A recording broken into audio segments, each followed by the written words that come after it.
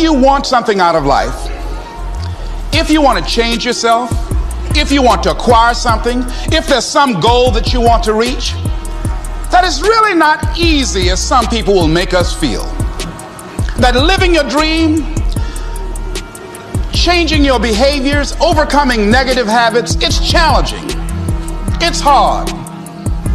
Most people go through life never discovering what their talents are. Most people never develop their talents. They have skills and abilities, but if you don't nurture them, if you don't develop them, they will never serve you. Your gifts can take you many places if you develop your gifts. Most of us don't like to do those things that come easy to us. I've always loved to talk to people. I decided, taking this advice, to develop my skills as a speaker. And my gift has developed and it's taken me many places. You have something that you brought to the universe, and that if you decide that my life deserves my developing this, what I do well, and becoming the best at it, and mastering myself, and seeing what I have within me, if you decide to drop your buckets where you are and develop your gifts, I grant you, you'll never ever be without. I grant you that your gifts will take you places that will literally amaze you. I grant you that if you begin to work to develop your gifts, you'll develop a strong sense of happiness. You'll get a larger vision of yourself, because part of beginning to get a larger vision of yourself, all of us need some area of our lives where we can have a feeling of competence. That people know when they think about this area, that's something you do. That you eat and sleep that, and that you do that, and people know it, and you know it, and you know that you know this. If you don't know anything else, you know this. Can you tell I know what I'm doing? Oh, hell no. You know this. So you've got to work on it. When other folk are having a good time, you've got to have the strength of character to concentrate, to read, to digest information. If you decide in any particular area that you're concerned about, to make a conscious, deliberate, determined effort to read one book a month in that area, in 5 years, you'll be among the top 5% experts in the world. I read a minimum of 2 books a week. The average American reads only 1 book a year. If you decide that area that you love, that you are going to master that particular area, in this era of accelerated change, overwhelming complexity, and tremendous competition, as you begin to develop and expand your skills and your talents and your vision of yourself, you will always be in control of your destiny. The next thing is, whatever it is that you want to do, you want to do it massively. I have a friend who was telling me that his sales were down. I said, well, how many phone calls you make a day? He said 25. I said, double them. Make 50 or 75 or 100. He said, oh man, that's just too much. I said, what do you mean too much? You behind on your bills? You talking about too much? You know one way to get back on your feet real quick is to miss 2 car payments? You talking about you're tired? There's no competition out here. Decide that you're going to push yourself. Most people won't do that. Most people give up on themselves easily. You know the human spirit is powerful.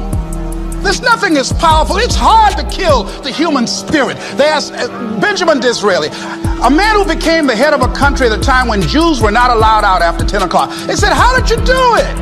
How do you achieve it against such great odds? He said, nothing can resist the will of a people that will stake even their existence on the extent of their purpose for good. That when you have a made-up mind, when you decide that you want to do something, I was reading something the other day, he said the power to hold on in spite of everything, the power to endure, this is the winner's quality. The hunger, the ability to face defeat again and again without giving up. This is a winner's quality. You have that quality within you. When you're hungry, you don't care about the facts. You don't care about the odds. Doug Williams played for the Washington Redskins, quarterback. John Elway of the Denver Broncos in the Super Bowl. Everybody was talking about Elway.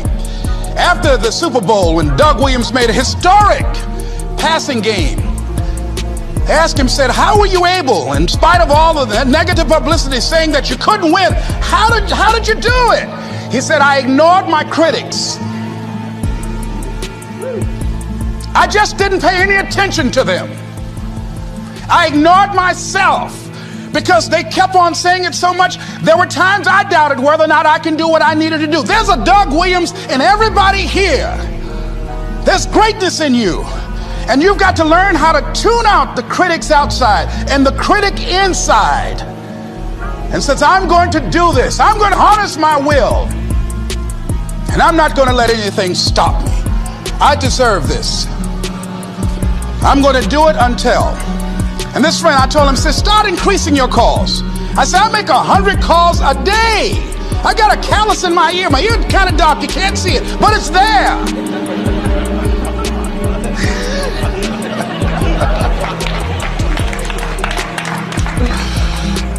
His sales have increased. He's working harder now. The other thing is that if you want something, you have got to be relentless. You've got to learn how to become resourceful. You've got to learn how to become creative. When crises strike in your life, and in the Chinese language, crisis means danger, but it also means opportunity. And this is an opportunity for you to grow. And you've got to be so relentless, regardless of what comes down the pike, that you're always looking for a way to get over, always looking for a way that you can break through, always looking for a way that you can win, always looking for a way that you can strike a telling blow. And pretty soon, I think there's some people watching us in the universe that say, wait, let's call a meeting over here. You know that guy Mustafa? Look at him down there. He won't stop. Just that fool don't know he can't get over. Look here. Why don't we do this? Let him go and let's mess with somebody else. Shit. Let him go on through.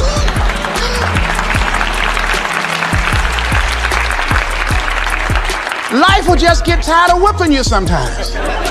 And just say, let's just let this one go. I believe this. Now, no one has told me this, but I just kept on kicking. I didn't have sense enough to stop. I was intelligently ignorant. I didn't know what I couldn't do. So I just tried anything. And the fascinating thing about life, because you can't get out of it alive, you might as well have a good time, you know? You might as well have a good time. Live your life with passion, with some drive. I was giving a seminar the other day, and I mentioned that I was going to do some training in August with some young teenagers and take about 100 away to a 2 or 3 day camp and wipe them out. Been working on this. So after the speech, one of the parents walked up to me and said, Mr. Brown, I'd like for you to do something for my son. He's not motivated.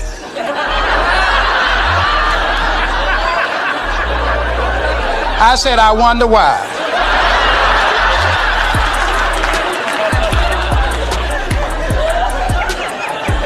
I wonder what's wrong with him. He had no fire whatsoever. See, what you do speaks so loudly, folk can't hear what you're saying. And so if you don't have any fire, you've got to watch the people, the relationships that you develop. Have people of kindred mindsets. If you're around folk who are dead and negative all the time, they will affect you. You want people that are around you that have smiles on their faces, looking good. I was telling a group last week, Abraham Lincoln refused to hire a guy because of his face. They said, but the guy can't help it. He said, anybody over 30 is responsible for their face. If you have some depressing face looking at you every day, it affects your blood pressure. keep these dead faces away from you. It's contagious. This is serious. So you've got to watch your countenance, watch your face, have an uplifted expression, watch your body posture. All of these things affect you psychically. You got to be the kind of person that you are fearless. Fearless. Folk leave fearless people alone. There's some people walk through a neighborhood and every dog in the neighborhood would bark at them.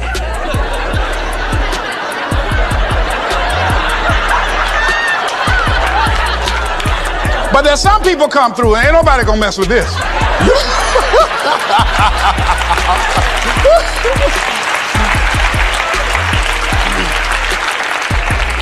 You are unstoppable. And because you are unstoppable, because you've got power that you haven't even begun to use yet, you owe it to yourself to release your brakes. How many of you have the experience of pulling out of your driveway and you mashed on the accelerator and the car was just going, and couldn't move, and you mashed harder and it couldn't move, and then you discovered you had your emergency brakes on, and then you release those emergency brakes and it goes, choo. Have you ever had that experience before? Most of us go through life with our brakes on, holding back, not giving all that we have, not sharing all of ourselves. Most of us go to our graves still holding on rather than releasing it. What are some of those things that keep us from releasing it? Because of past experiences, past defeats, past pain. We look back, well, it didn't work out then. It probably won't work out now. Many people get confused their performances with who they are. I was reading Pat Riley, the coach of the Los Angeles Lakers.